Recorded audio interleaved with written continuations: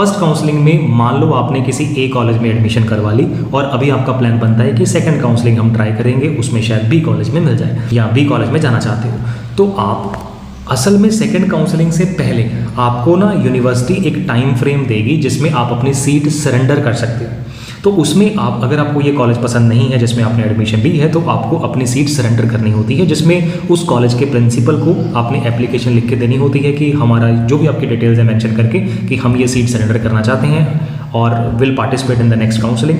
तो वो आप अपने कॉलेज को जो आपकी सीट सरेंडर की रिक्वेस्ट है वो डिपॉजिट करवाते हो और उसके बाद आप सेकंड काउंसलिंग में पार्टिसिपेट करते हो। सेकंड काउंसलिंग में भी बिल्कुल वैसे ही चॉइस फिलिंग होगी जैसे फर्स्ट राउंड ऑफ काउंसलिंग में हुई थी। उसमें भी आपको कोई ना कोई पर्टिकुलर कॉलेज अलॉट हो जाता है। मान लो आपको वो ग्रुप बी कॉलेज अलॉट हो गया जो आप चाहते थे, तो अब आप जब बी कॉलेज जाओगे तो आपको ट्यूशन फीस जो दोबारा पे नहीं करनी, बिकॉज जो ट्यूशन फीस है वो आपने ए कॉलेज को पहले पे करी थी, ऑनलाइन पे करी थी, जैसे यहाँ पे ऑप्शन है, तो वो तो आपकी पूरी की पूरी एडजस्ट हो जाती है in the B college, no problem there. लेकिन इस ट्यूशन फीस के अलावा भी तो आप ए कॉलेज में कुछ ना कुछ एक्स्ट्रा फीस पे करने वाले हो। स्पेशली प्राइवेट कॉलेजेस में वो एक्स्ट्रा फीस लमसम काफ़ी होती है, तो वो आपने उस कॉलेज से अभी एडमिशन के टाइम पे कंफर्म कर लेना है। Like first round of counselling में ही कंफर्म कर लेना है कि अगर आप सेकंड राउंड ऑफ काउंसलिंग में कॉलेज चेंज करते हो, एडजस्ट करते हो, तो आपका कितना पार्ट फीस का वो कैसे एडजस्ट करते हैं।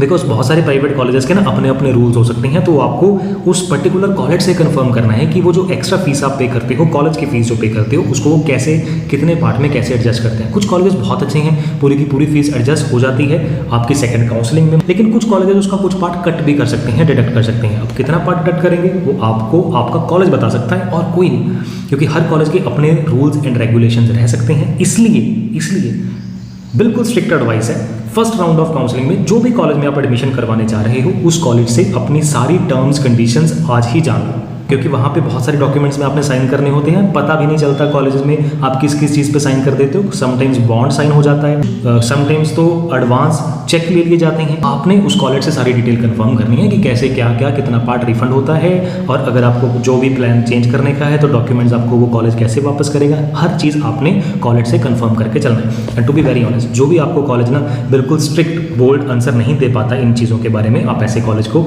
चाहो तो अवॉइड भी कर सकते हो। वैसे मैंने आपको पहले भी बताया था कि चॉइस फिलिंग से पहले ये सब बातें आपने कॉलेज से कर लेनी थी।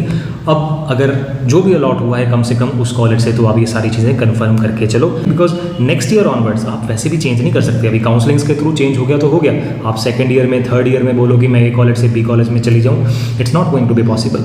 पिपमेट के रिगार्डिंग अगर आपके और कोई भी क्वेश्चन है तो नीचे कमेंट्स में पूछ सकते हैं। कॉलेज ध्यान से सिलेक्ट करना और अच्छे कॉलेज से ही करना। बीएससी नर्सिंग का फ़ायदा बहुत है, पर तभी है अगर आप अच्छे कॉलेज से करते